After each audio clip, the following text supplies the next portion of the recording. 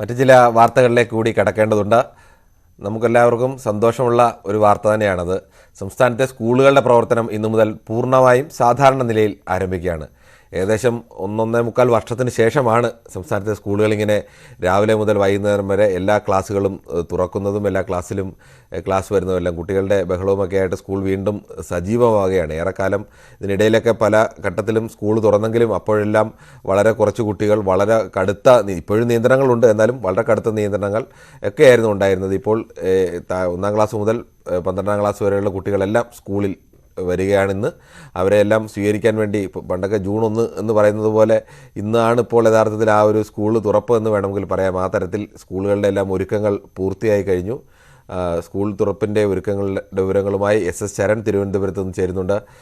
Sharan, good morning.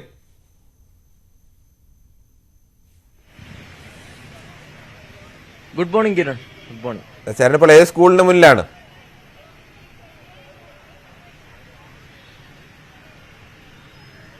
ഞാൻ ഉള്ളത് Vazhuthacaud cotton hill സ്കൂളിന് മുന്നിലാണ്. അതായത് നമുക്കറിയാം 2 വർഷങ്ങൾക്ക് ശേഷമാണ് സംസ്ഥാനത്തെ സ്കൂളുകളുടെ പ്രവർത്തനം സാധാരണ നിലയിലേക്ക് എത്തുന്നത്. അതായത് 2020 മാർച്ച് മാസമാണ് അവസാനമായി ഈ സ്കൂളുകളുടെ പ്രവർത്തനം സാധാരണ നിലയിലായിരുന്നത്. പിന്നീട് ഓൺലൈൻ ക്ലാസുകളിലേക്ക് മാറുന്ന സാഹചര്യമുണ്ടായിരുന്നു. അതിനുശേഷം ഈ 2ാം തരംഗത്തിന് ശേഷം കഴിഞ്ഞ നവംബറിൽ സ്കൂളുകൾ വീണ്ടും തുറന്നിരുന്നതാണ്. പിന്നീട് അത് ഈ 3ാം തരംഗത്തോടു കൂടി സ്കൂളുകൾ വീണ്ടും അടച്ചിടുന്ന സാഹചര്യമുണ്ടായി. ഏതായാലും ഇന്ന് ഈ സ്കൂളുകളുടെ പ്രവർത്തനം സാധാരണ നിലയിലേക്ക് എത്തുന്നത് വിദ്യാർത്ഥികളെ, അധ്യാപകരെ എല്ലാം സംബന്ധിച്ച് വലിയ ആശ്വാസകരമായ കാര്യമാണ്. നേരത്തെ കിരൺ സൂചിപ്പിച്ചതുപോലെ തന്നെ ഇത്തരത്തിൽ നീണ്ട കാലത്തെ അടച്ചിരിപ്പിനൊടുവിൽ ഈ സ്കൂളുകളിലേക്ക് എത്തുന്നു. മുഴുവൻ കുട്ടികളും ഒരുമിച്ച് എത്തുന്നുള്ളതാണ് ഇന്നത്തെ പ്രത്യേകത. പ്രത്യേകിച്ച് 47 ലക്ഷത്തോളം വരുന്ന വിദ്യാർത്ഥികളാണ് ഇന്ന് സ്കൂളുകളിലേക്ക് എത്തുന്നത്. 1 മുതൽ 12 വരെയുള്ള ക്ലാസുകൾ നോക്കുകയാണെന്നുണ്ടെങ്കിൽ 47 ലക്ഷത്തോളം വിദ്യാർത്ഥികളാണ് സംസ്ഥാനത്ത് ഉള്ളത്. ഇതോടൊപ്പം തന്നെ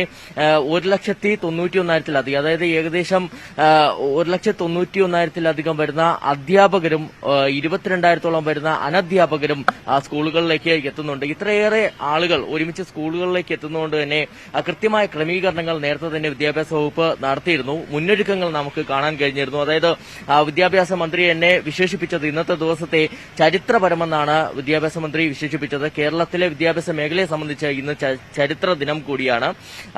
ഏതായാലും ഞാൻ സൂചിപ്പിച്ച പോലെ തന്നെ കഴിഞ്ഞ 2 ദിവസവും ഈ സ്കൂളുകൾ കേന്ദ്രീകരിച്ച് ശുചീകരണ പ്രവർത്തനങ്ങളും അണുനശീകരണ പ്രവർത്തനങ്ങളും എല്ലാം നടത്തിയിരുന്നു. ഇതെല്ലാം പൂർത്തിയാക്കിക്കൊണ്ടാണ് ഇന്ന് സ്കൂളുകളുടെ പ്രവർത്തനം സാധാരണ നിലയിലേക്ക് എത്തുകയും ചെയ്യുന്നത്. ഏതായാലും ഞാൻ നിൽക്കുന്ന ഈ കോട്ടൺ ഹിൽ സ്കൂളിലടക്കം, അതായത് ഒരു 8:30 കൂടിയേ വിദ്യാർത്ഥികൾ നമുക്ക് പ്രതീക്ഷിക്കാൻ കഴിയുകയുള്ളൂ. ഒപ്പം തന്നെ അധ്യാപകരും വിദ്യാർത്ഥികളൊക്കെ 8:30 ശേഷം ഇവിടേക്ക് എത്തുമെന്നാണ് നമ്മൾ പ്രതീക്ഷിക്കുന്നത്. അപ്പോൾ നമുക്ക് കൃത്യമായി വിദ്യാർത്ഥികളുടെ എല്ലാം പ്രതികരണം ലഭ്യമാക്കാൻ കഴിയും. ഏതായാലും ഈ ഹാജറിന്റെ കാര്യത്തിലും ഇതോടൊപ്പം തന്നെ ഈ യൂണിഫോമിന്റെ കാര്യത്തിലും ഒന്നും ഒരു കടുംപിടുത്തം വിദ്യാഭ്യാസ വകുപ്പ് നടത്തുന്നില്ല. പകരം വിദ്യാഭ്യാസ വകുപ്പ് പറയുന്നത് പരമാവധി കുട്ടികൾ ഈ യൂണിഫോം ധരിക്കാൻ ശ്രമിക്കണമെന്നുള്ളത് മാത്രമാണ്. അതിനപ്പുറം ഈ ഹാജറും യൂണിഫോം, എനിക്ക് തോന്നുന്നു ഇനി അടുത്ത ഒരു 1-1.5 മാസത്തേക്ക് വേണ്ടി ഒരു പുതിയ യൂണിഫോം തയ്പ്പിക്കുക. ഈ വർഷം പലരും തയ്പ്പിച്ചു കാണില്ല.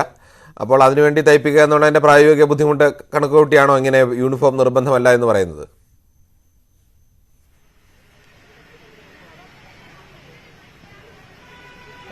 കിരൺ, അതായത് ഈ കോവിഡ് വന്നതിന് ശേഷം, അതായത് ഈ കോവിഡ് 2ാം തരംഗത്തിന് ശേഷം ഞാൻ സൂചിപ്പിച്ച പോലെ തന്നെ ഈ നവംബർ 1-ന് സ്കൂളുകൾ വീണ്ടും തുറക്കുന്ന സാഹചര്യമുണ്ടായിരുന്നു. അപ്പോഴും വിദ്യാഭ്യാസ വകുപ്പ് ഒരു കാര്യത്തിലും കടുംപിടുത്തം നടത്തിയിരുന്നില്ല. പ്രത്യേകിച്ച് ഈ ഹാജറിന്റെ കാര്യത്തിൽ നമുക്കറിയാം, ഒരു വിദ്യാർത്ഥിയോടും നിർബന്ധമായി ക്ലാസ്സിൽ വരണമെന്ന് വിദ്യാഭ്യാസ വകുപ്പ് പറഞ്ഞിരുന്നില്ല.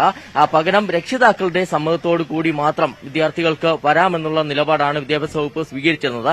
അതേ ഒരു നിലപാട് തന്നെയാണ് യൂണിഫോമിന്റെ കാര്യത്തിലും സ്വീകരിച്ചിരിക്കുന്നത്.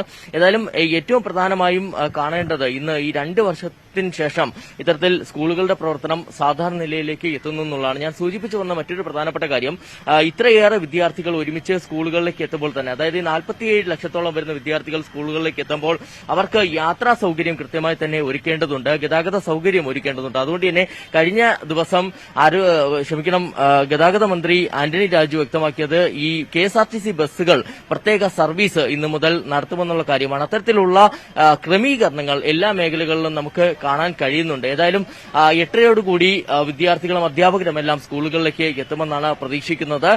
സ്വാഭാവികമായിട്ടും മുഴുവൻ വിദ്യാർത്ഥികളെയും ഒരു ക്ലാസ്സിൽ നമുക്കറിയാം കഴിഞ്ഞ പ്രാവശ്യമെല്ലാം ഈ ഷിഫ്റ്റ് അടിസ്ഥാനത്തിലാണ് ക്ലാസുകൾ നടന്നിരുന്നത്, ഉച്ചവരെയായിരുന്നു ക്ലാസുകൾ.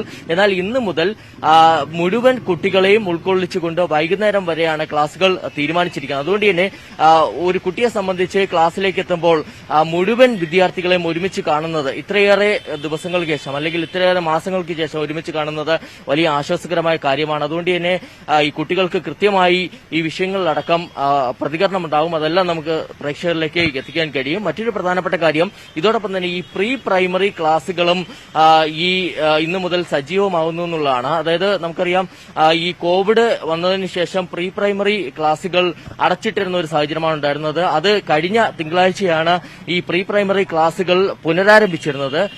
ഇപ്പോൾ വിദ്യാഭ്യാസ വകുപ്പ് തീരുമാനിച്ചിരിക്കുന്നത് ഈ പ്രീ പ്രൈമറി ക്ലാസുകൾ തിങ്കൾ മുതൽ വെള്ളി വരെയുള്ള ദിവസങ്ങളിൽ പകുതി കുട്ടികളെ ഉൾക്കൊള്ളിച്ച് പ്രവർത്തിക്കാനാണ്. ഏതായാലും അത്തരത്തിലുള്ള കൃത്യമായ ക്രമീകരണങ്ങളാണ് വിദ്യാഭ്യാസ വകുപ്പ് ഏർപ്പെടുത്തിയിരിക്കുന്നത്. നമുക്കറിയാം 1 മുതൽ 9 വരെയുള്ള ക്ലാസുകളിൽ വാർഷിക പരീക്ഷ നടത്താൻ തീരുമാനിച്ചിട്ടുണ്ട്.